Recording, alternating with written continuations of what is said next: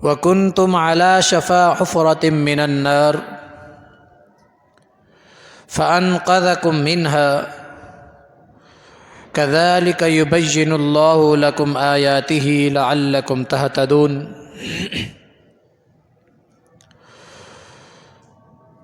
لے شوق سے نام صحابہ کا، لے شوق سے نام صحابہ کا، کر چرچا عام صحابہ کا، گر طلب ہے تجھ کو جنت کی، لے پلہ تھام صحابہ کا۔ ہر قسم کی حمد و ثنا، تعریفات، تمحیدات اللہ تبارک و تعالی کے لیے خاص ہیں۔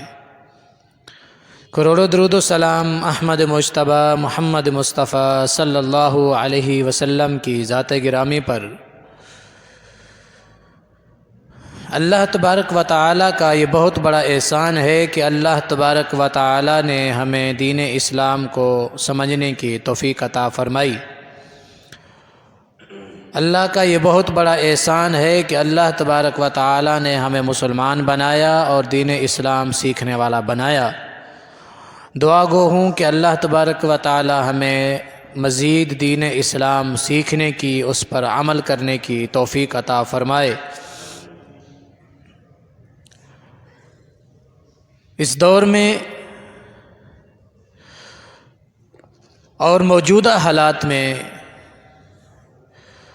رافضیت اپنے کاموں کے اندر مگن ہے۔ آئے دن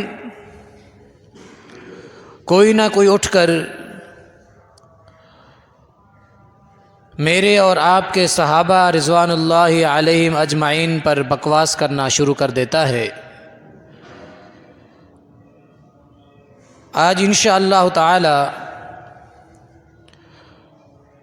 عظمت صحابہ کے اوپر خاص دلائل انشاءاللہ پیش کیے جائیں گے، اور جو سورہ آل عمران کی آیت نمبر 103 آپ کے سامنے میں نے تلاوت کی۔ رب تبارک و تعالی فرماتے ہیں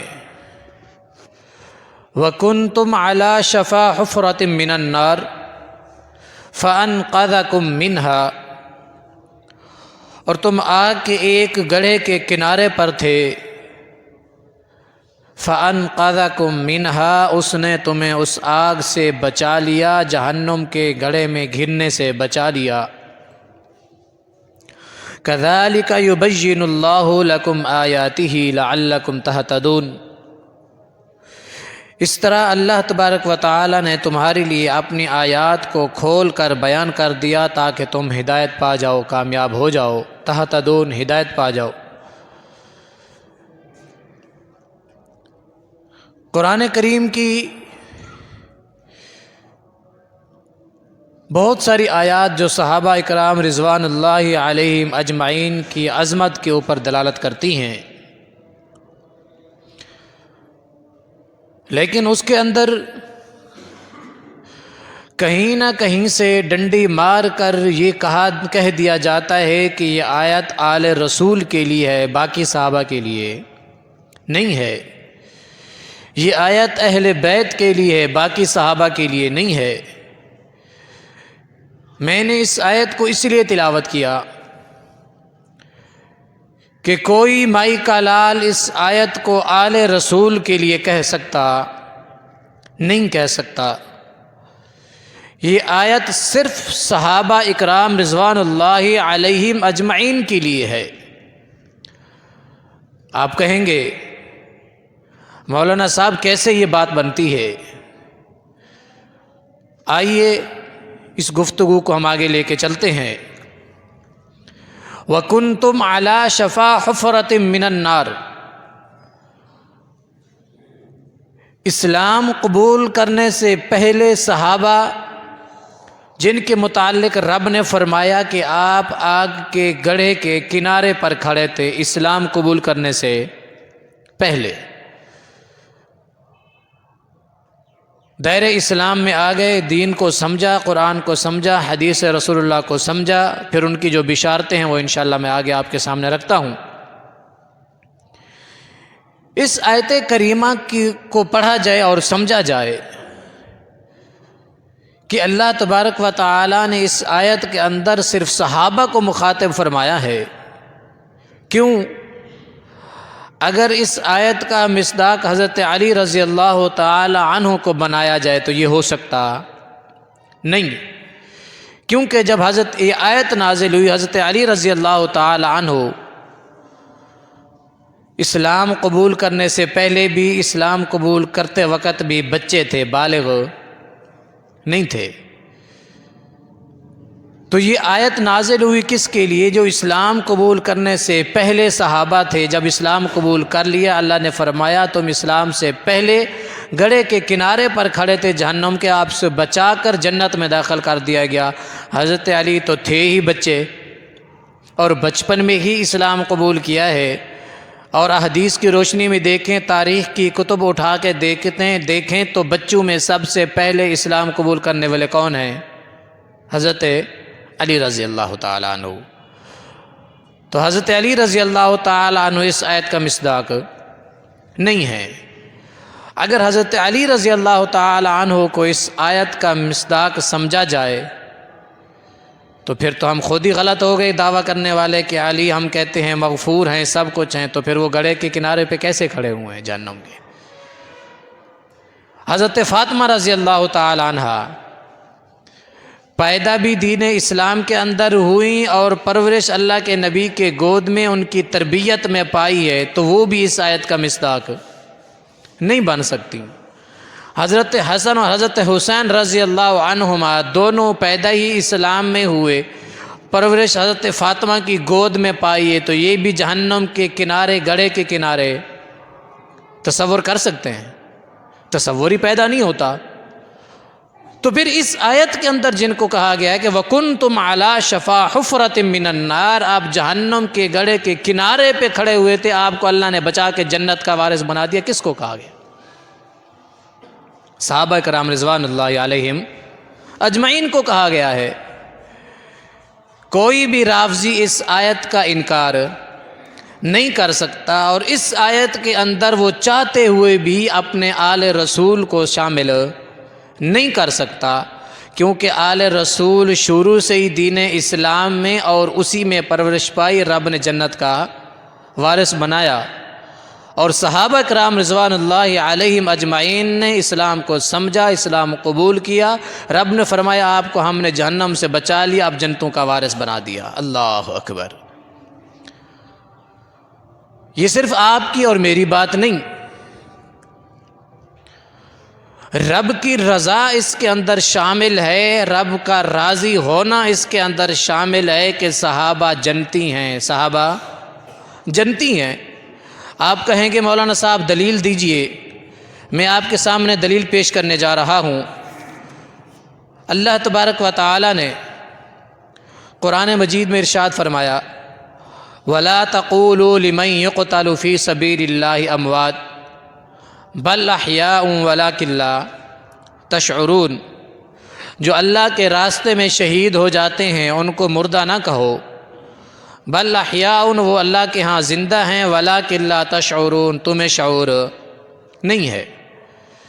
صحیح بخاری ہے، حدیث نمبر 56 اور 49 ہے، 56 49 5649 حدیث نمبر ہے صحیح بخاری کی، کہ اللہ تبارک و تعالی جنتیوں سے جنت میں سوال کریں گے۔ اس حدیث کا مطلب ترجمہ توجہ سے سماعت فرمائیے گا۔ اللہ تبارک و تعالی جنتیوں سے کہاں سوال کریں گے؟ جنت میں۔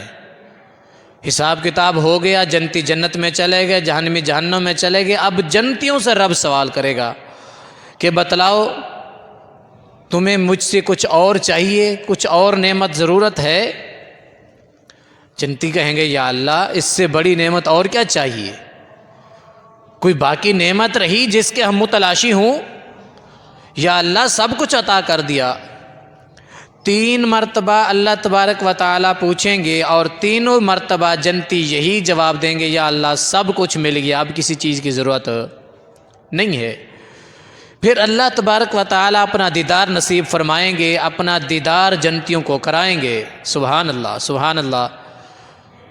اب میں اپنے موضوع کی طرف اس حدیث کو لے کے آپ کے سامنے بات کرنے جا رہا ہوں۔ صحیح بخاری حدیث نمبر 5649 ہے۔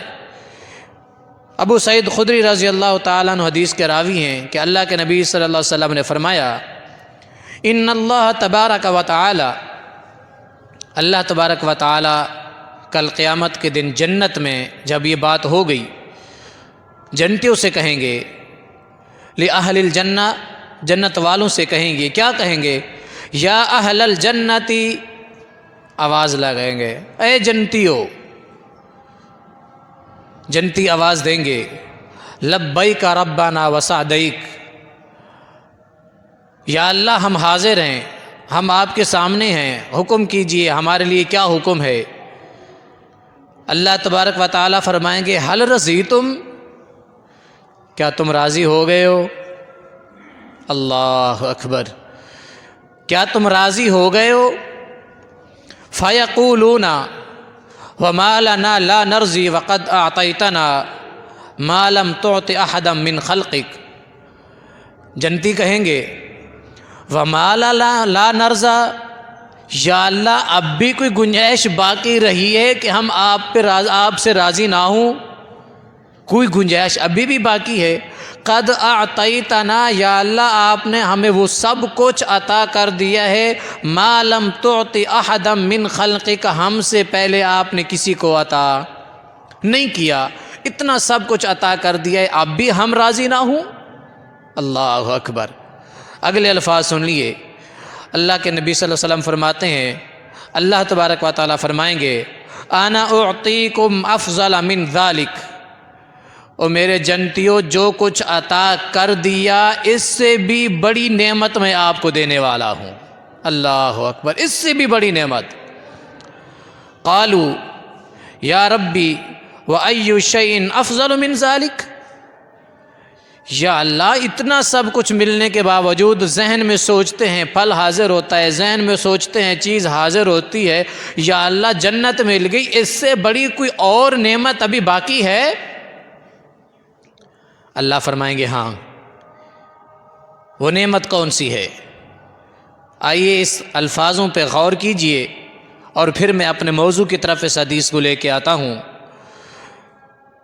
فیقول، اللہ تبارک و تعالیٰ فرمائیں گے، احل علیکم رضوانی، احل علیکم رضوانی فلا اسخط علیکم بعد ابدا، یہ سب کچھ عطا کرنے کے بعد سب سے بڑی نعمت باقی ہے، وہ یہ ہے کہ آج سے ہمیشہ کے لیے میں نے اپنی رضامندی کو آپ کے لیے حلال کر دیا ہے، آپ کے اوپر راضی ہو گیا ہوں۔ فلا اسخط علیکم بعد ابدا، آج کے بعد میں کبھی تمہارے اوپر ناراض نہیں ہوں گا۔ اللہ اکبر، اللہ اکبر۔ میں نے آپ کے لیے رضامندی کو مقرر کر دیا اور مہر لگ گئی ہے، آج کے بعد میں آپ پہ ناراض۔ وہ جن کو جنت میں فیصلہ ہونے کے بعد، جنتیوں کو جنت میں بھیجنے کے بعد رب پھر کہیں کہ اب میں تم سے راضی ہو گیا ہوں، وہ جنتی خوش نصیب ہیں جن کو دنیا میں رب کہے رضی اللہ عنہم ورضوا، وہ جنتی نہیں۔ بات سمجھ آئی؟ جن کو رب نے دنیا میں کہہ دیا رضی اللہ عنہم ورضوا عنہ، میری رضا تمہارے لیے راضی ہونا لکھ دیا گیا ہے، میں تم سے راضی ہو گیا ہوں، تو وہ جنتی نہیں؟ وہ کتنے خوش نصیب ہیں صحابہ کہ جن کو حساب کتاب تو بعد کی بات ہے، قیامت حساب کتاب محشر میدان جنت بعد کی بات ہے، دنیا میں رب نے فرما دیا رضی اللہ عنہم ورضوا عنہ۔ اور میرے محترم بھائیو، صحابہ نہیں تو دین اسلام نہیں ہے، صحابہ نہیں ہے تو حدیث رسول اللہ نہیں ہے، صحابہ نہیں ہے تو قرآن کا ترجمہ اور قرآن ہمارے تک نہیں ہے۔ آئیے، جتنا بڑا محدث کیوں نہیں، جتنا بڑا حدیث کا مطالعہ رکھنے والا اور جرح کرنے والا کیوں نہ ہو، وہ حدیث کے راوی سے شروع کر کے سند کے حدیث کی متن تک آ کر اس سے پیچھے تو جرا کر سکتا ہے، حدیث کے متن پہ جرا کر سکتا نہیں، کیونکہ حدیث کے متن سے جب بات آتی ہے تو وہاں بات صحابی رسول سے شروع ہوتی ہے۔ کس سے شروع ہوتی ہے؟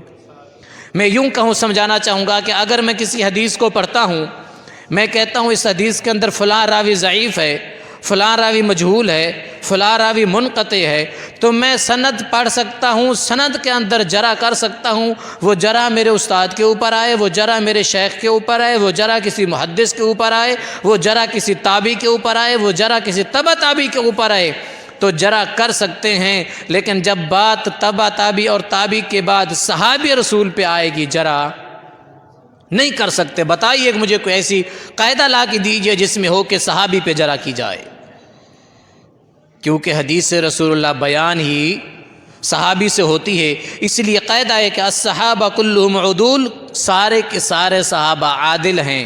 جب بات صحابی سے آتی ہے تو وہاں جرا نہیں ہوتی، اس سے پیچھے آپ جرا کریں، سارے راویوں کی چھان بین کریں، کون سا راوی مجہول ہے، آپ کر کے حدیث کا متن پیش حدیث ثابت کر سکتے ہیں، یہ حسن ہے، یہ حسن لغیری ہے، یہ حسن لذاتی ہے، یہ صحیح لغیری ہے، یہ صحیح لغیری حسن ہے، صحیح لذاتی ہے، آپ سب جرا کر سکتے ہیں، لیکن سند کے اندر کر سکتے ہیں، متن کے اندر نہیں کر سکتے۔ آپ کہیں گے آپ شیخ صاحب ذرا تھوڑی سی یہ بھی بتا دیں کہ متن کیا ہوتی ہے اور سند کیا ہوتی ہے۔ میں نے مثال طور پہ بات شروع کی، کوئی بات کہی، مجھ سے وہ بات سنی، ہمارے مسجد کے متولی ماسٹر صاحب نے، ماسٹر صاحب سے بات سنی مبین بھائی نے، مبین بھائی سے بات سنی ہے ہمارے وقار بھائی نے، وقار بھائی سے بات سنی ہے چاچے مٹھل نے، یہ بات چلتی آئی ہے۔ اب اگر چاچے مٹھل سے بات کسی نے سنی ہے تو اس نے کہا تمہیں کس نے کہا، تو ہمارے انکل مٹھل صاحب کیا کہیں گے، میں نے کس سے سنا؟ وقار سے۔ اب یہ سند چل رہی ہے، وقار سے پوچھا جائے گا یہ بات آپ کو کس نے کہی، وقار کہے گا یہ بات میں نے مبین بھائی سے سنی ہے۔ مبین بھائی سے پوچھا جائے گا یہ بات آپ کو کس نے کہی، مبین بھائی نے کہا یہ بات میں نے ماسٹر صاحب سے سنی ہے۔ ماسٹر صاحب آپ نے یہ بات کس سے سنی ہے، میں نے قاری صاحب سے سنی ہے۔ قاری صاحب آپ نے کہاں سے سنی ہے، میں کہتا ہوں میں نے حدیث رسول اللہ اٹھائی ہے۔ حدیث رسول اللہ میں آپ نے کس سے سنا ہے، میں نے فلاں راوی سے سنا ہے، فلاں راوی سے سنا ہے، فلاں راوی سے سنا ہے۔ سنتے سنتے جب میں اس حدیث رسول اللہ کو کھولتا ہوں وہ بات صحابی رسول تک آتی ہے۔ اب یہ ہماری بات تو ہمارے تک رہی، ہم نے حدیث رسول اللہ کو دیکھنا ہے کہ قاری صاحب نے جو بات حدیث کی ہے صحیح بخاری کی، کیا وہ قاری صاحب کی بات ٹھیک ہے؟ اب دلیل مجھ سے مانگی جائے گی، اب میں حدیث کی یہی سند پڑھ کے سناؤں گا کہ اس کے اندر یہ راوی ہیں اور سارے راوی ثقہ اور عادل ہیں، اس لیے یہ حدیث رسول اللہ صحیح ہے۔ سمجھ آ گئی بات؟ یہ ہوتی ہے سند۔ اور متن کیا ہے جو میں نے ابھی آپ کو پڑھ کے سنایا ہے، ان اللہ تبارک و تعالی یقول لاہل الجنہ، یہ حدیث رسول اللہ میں نے پڑھ کے سنائی، عربی میں یہ متن ہے۔ تو صحابی پہ جرا نہیں کر سکتے۔ اللہ اکبر! کیوں؟ ایک قاعدہ ہے، ہم انسان کی باڈی لینگویج کی 2-3 چیزیں ہیں جسے ہم پرکھ سکتے ہیں۔ ایک انسان زبان سے سچ یا جھوٹ بولتا ہے جس سے ہم انسان کو پرکھ لیتے ہیں، سمجھ لیتے ہیں کیا کہنا چاہ رہا ہے۔ ایک انسان کی باڈی لینگویج ہوتی ہے، انسان کی حرکات بتلا دیتی ہیں کہ یہ کیا کہنا چاہ رہا ہے، اس کا چہرے کا ایکسپریشن، چہرے کی سچویشن، اس کی حالت بتلا دیتی ہے کہ یہ کون سی بات کرنا چاہ رہا ہے یا یہ کیا کہنا چاہ رہا ہے۔ جس سے آج کل ڈاکٹر بڑے اس کے ڈپلومے کر رہے ہوتے ہیں ماہر نفسیات کے اوپر، اس کا انسان کا باڈی لینگویج پڑھنے کے لیے۔ ایک ہوتا ہے دل کی بات کو سمجھ لینا۔ دل کی بات کو سمجھنے والی ذات کون ہے؟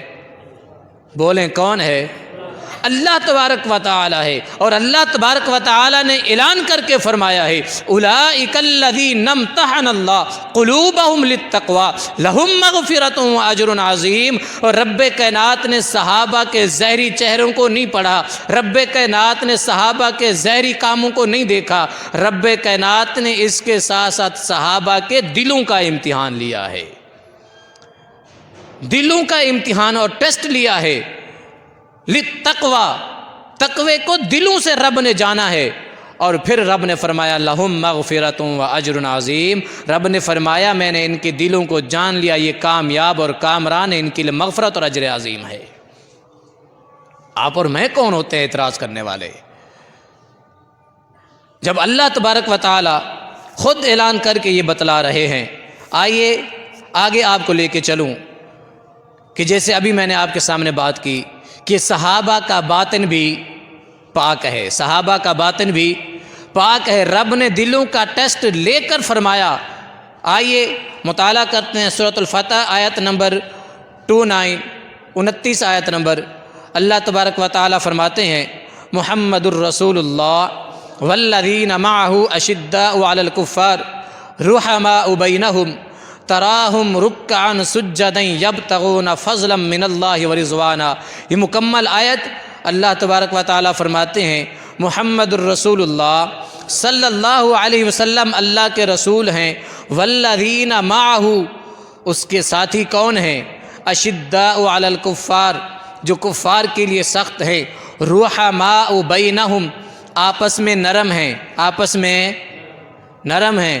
تو وہ کہے کہ آپس میں مخالفت تھی، خلافت چھین لی گئی، آپس میں مخالفت تھی، مسلح چھین لیا گیا۔ رب کا قرآن کہتا ہے رحماء بینہم، رحماء بینہم۔ بتا میں تیری مانوں یا رب کے قرآن کی مانوں؟ میں ایسے بندے کو جو صحابہ پہ اعتراض کرے میں اس کے ایمان کو ماننے کے لیے تیار نہیں، اس کے علم کو کیسے مان لوں؟ جو صحابہ پہ تبرہ کرنے کے لیے انگلیاں اٹھائے اور حدیث رسول اللہ تلاش کرتا رہے، سندن ضعیف ہوں کمزور ہوں اور اٹھا کے صحابہ کی برائیاں بیان کرتا رہے، اور میں تیرے ایمان کو ماننے کے لیے تیار نہیں، تیرے علم کو کیسے مان لوں؟ رحماء بینہم تراہم رکعا سجدا۔ رب فرماتے ہیں میرے محمد ان کو دیکھ لیجئے صلی اللہ علیہ وسلم، ان کو سجدے کی حالت میں آپ پاؤ گے، یہ رب کو منانے میں لگے ہوتے ہیں۔ کیسے؟ یبتغون فضلا من اللہ ورضوانا، یہ رب کی رضامندی کو تلاش کر رہے ہیں۔ کس کی رضامندی کو تلاش کر رہے ہیں؟ رب کی رضامندی کو تلاش کر رہے ہیں۔ اور اللہ تبارک و تعالی نے دوسرے مقام پر ان کی وضاحت کرتے ہوئے اللہ تبارک و تعالی نے فرمایا ان الذین یغضون اصواتهم عند رسول اللہ اولئک الذین امتحن اللہ قلوبهم للتقوی لہم مغفرۃ واجر عظیم۔ اٹھائیے سورۃ حجرات ہے آیت نمبر 30 ہے۔ رب نے فرمایا ان الذین یغضون اصواتهم، بے شک وہ لوگ جو اپنی آوازوں کو اپنے نبی کی آواز سے پست رکھتے ہیں، نبی کے سامنے اونچی آواز میں بات کرنا بھی گوارا نہیں کرتے، اپنی آواز کو پست رکھتے ہیں۔ رب فرماتے ہیں عند رسول اللہ، اپنے نبی کے پاس بیٹھے ہوتے ہیں، اپنی آواز کو پست رکھتے ہیں۔ اولئک الذین، یہی تو لوگ ہیں، یہی تو لوگ ہیں امتحان اللہ، رب نے امتحان لیا ہے ان کا، قلوبہم، ان کے دلوں کا امتحان لیا ہے تقوی کے لحاظ سے، لہم مغفرۃ و اجر عظیم، ان کے لیے اجر عظیم ہے۔ آئیے حدیث رسول اللہ سے بھی وضاحت کرتا ہوا جاؤں۔ صحیح بخاری اٹھائیے، حدیث نمبر 2564 ہے، صحیح بخاری ہے، صحیح مسلم ہے، کتاب البر والصلح ہے، صحیح مسلم کی حدیث نمبر 2564 ہے۔ اللہ کے نبی صلی اللہ علیہ وسلم کی حدیث رسول اللہ سماعت فرما لیجئے کہ ان اللہ لا ينظر الى صورکم واموالکم ولکن ينظر الى قلوبکم واعمالکم، اللہ تمہارے ظاہر کو نہیں دیکھتا، اللہ تمہارے باطن کو دیکھتا ہے۔ کیوں؟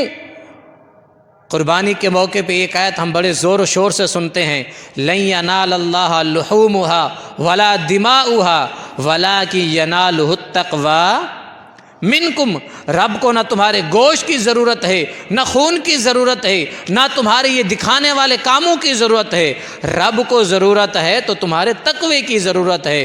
جتنا بڑا جانور لے کے آ گئے ہو، اگر دل کے اندر ذرہ برابر بھی تکبر آ گیا، ریاکاری آ گئی، لاکھوں کا جانور برباد ہو گیا ہے۔ اور ایک بکرا رب کی رضا کے لیے لے کے آ کے تقوی کے ساتھ خالص نیت کے ساتھ قربان کر دیا، یہ ایک بکرا رب کی رضا کے لیے ہو گیا تو رب کو قبول ہے۔ اس لیے حدیث رسول اللہ ہے کہ ان اللہ لا ينظر الى صورکم واموالکم، سیدنا ابو ہریرہ رضی اللہ تعالی عنہ حدیث کے راوی ہیں کہ بے شک اللہ تبارک و تعالی تمہاری صورتیں اور تمہارے مالوں کو نہیں دیکھتا۔ رب صورتیں دیکھ کے بخش دیتا تو حضرت بلال کی شکل تو دیکھنے کی بھی نہیں تھی۔ اللہ اکبر۔ حضرت بلال تو کالے رنگ کے تھے، موٹے ہونٹوں والے تھے، لیکن رب نے مقام عطا فرمایا، رب نے وہ مقام عطا فرمایا۔ میرے نبی واپس آئے، کہا بلال کیسا عمل کرتے ہو؟ میں جنت میں چل رہا تھا، میرے آگے آگے آپ کے قدموں کی چہٹ کی آواز سنائی دے رہی تھی۔ اللہ اکبر، اللہ اکبر۔ اللہ صورتوں کو نہیں دیکھتا۔ ابو جہل کی صورت کم تھی کیا؟ وہ کم خوبصورت تھا؟ رب دیکھتا ہے، کس کو دیکھتا ہے؟ دلوں کو دیکھتا ہے۔ وَلَٰكِن يَنظُرُ إِلَىٰ قُلُوبِكُمْ وَأَعْمَالِكُمْ۔ رب تو دلوں کو جانتا ہے کہ اس کے دل کے اندر کیا ہے، اس کے اعمال کیسے ہیں۔ رب دل کے اعمال دیکھتا ہے، تمہارے اعمال کیسے ہیں۔ تو اللہ تبارک و تعالی نے اس صحیح مسلم کی حدیث کو جو ہم نے ابھی پڑھا، تو رب نے صحابہ کے دلوں کا امتحان لیا کہ نہیں لیا؟ تو پھر کیا سرٹیفکیٹ دیا؟ رضی اللہ عنہم ورضوا عنہ، اللہ ان سے راضی، وہ رب سے راضی۔ یہی وجہ تھی، بدر کا میدان تھا، اللہ کے نبی صلی اللہ علیہ وسلم بدر کے میدان میں موجود ہیں، اور صحابہ اکرام بھی بدر کے میدان میں موجود ہیں۔ اللہ کے نبی صلی اللہ علیہ وسلم نے دیکھا 313 صحابہ ہیں، سامنے 1000 کا لشکر ہے۔ فطری تقاضا ہے، انسانی لحاظ سے اگر مینڈلی طور پہ دیکھا جائے تو محسوس تو ہوتا ہے نا کچھ نہ کچھ۔ رب سے دعا کی اور ساتھ میں یہ الفاظ فرمائے، اللہ اکبر۔ صحیح البخاری کی حدیث نمبر 4875 ہے، اللہ کے نبی صلی اللہ علیہ وسلم کے الفاظ ہیں، حضرت عباس رضی اللہ تعالیٰ عنہ حدیث کے راوی ہیں کہ اللہم انی انشدک عہدک و وعدک، یا اللہ میں آپ کو آپ کا وعدہ یاد دلاتا ہوں، یا اللہ آج آپ کا وعدہ میں آپ کو یاد دلاتا ہوں، میرے صحابہ کی مدد فرمائیے۔ اور ساتھ میں یہ فرما دیا، اللہم ان تشاء، یا اللہ مرضی تیری ہے، میں نے تو صرف آپ سے دعا کرنی ہے اور آپ کو وعدہ یاد دلایا ہے۔ ان تشاء، اللہ مرضی تیری ہے، لیکن اتنی بات ضرور ہے کہ لا تعبد بعد اليوم، یا اللہ اگر آج یہ 313 صحابہ شکست کھا کے ہلاک ہو گئے تو تیری عبادت کرنے والا کوئی نہیں ہوگا۔ پھر رب نے فرشتے نازل فرمائے، فرشتوں نے آ کر مدد کی، اور اللہ کے نبی صلی اللہ علیہ وسلم نے جب یہ بات کی نا، ابو بکر صدیق رضی اللہ تعالیٰ عنہ پاس ہے۔ اللہ اکبر۔ پاس کون ہے؟ اور بولیں آپ تو بولیں، پاس کون ہے؟ ابو بکر ہے۔ سفر میں ابو بکر ہے، حجر میں ابو بکر ہے، ہجرت میں ابو بکر ہے، میرے نبی کے ساتھ ابو بکر ہے، اور آج بھی جنت البقیع میں میرے نبی کے دائیں سائڈ پہ ابو بکر ہے۔ میرے نبی کے ہاتھ پکڑ کر فرمایا، اللہ کے نبی آپ نے بڑی اللہ سے دعائیں کر لی، اللہ ضرور قبول کرے گا، آپ پریشان نہ ہوں، حوصلہ دے رہے ہیں۔ اللہ اکبر۔ اور ساتھ میں اللہ کے نبی صلی اللہ علیہ وسلم نے یہ آیت پڑھی، سَيُهْزَمُ الْجَمْعُ وَيُوَلُّونَ الدُّبُرَ، ان قریب انشاءاللہ یہ کفار کی جماعت شکست کھائے گی اور پیٹھ کے پل بھاگ جائے گی۔ یہی وجہ تھی کہ جب بدر کا میدان لگا، شیطان انسانی شکل میں آ کر کفار کو سپورٹ کر رہا تھا کہ میں تمہارے ساتھ ہوں، یہ 313 کیا کر سکتے ہیں۔ جب میدان لگا، لڑائی ہوئی تو پھر پیٹ پھیر کر بھاگ رہا تھا، اور انہوں نے کہا کہاں بھاگ رہے ہو؟ کہاں جو میں دیکھ رہا ہوں وہ آپ اٹھائیے سورۃ انفال، اس کا مطالعہ کیجئے۔ اس لیے کہتا ہوں اپنے بچوں کو قرآن کی تعلیم دیجئے۔ میں نے کہا تم کہتے ہو صحابہ جنتی نہیں ہیں، کون جنتی ہے؟ کہنے والا کہتا ہے جو حضرت حسین کے ارد گرد سویا ہوا ہے وہ جنتی ہے۔ میں نے کہا میں نے تیری بات مان لی، جو ان کے ارد گرد سویا ہوا ہے وہ جنتی ہے، جو نواسہ رسول جس کے ارد گرد لوگ سوئے ہیں وہ جنتی ہے، جس نانا کے ارد گرد سوئے ہوئے ہیں وہ جنتی؟ کیسی عقل ہے؟ جس کے متعلق نبی کریم صلی اللہ علیہ وسلم نے خود فرمایا، صحیح بخاری ہے، حدیث نمبر 1190 ہے، ما بین بیتی و ممبری روضۃ من ریاض الجنہ۔ رب نے نبی صلی اللہ علیہ وسلم نے فرمایا میرے اور ممبر کے درمیان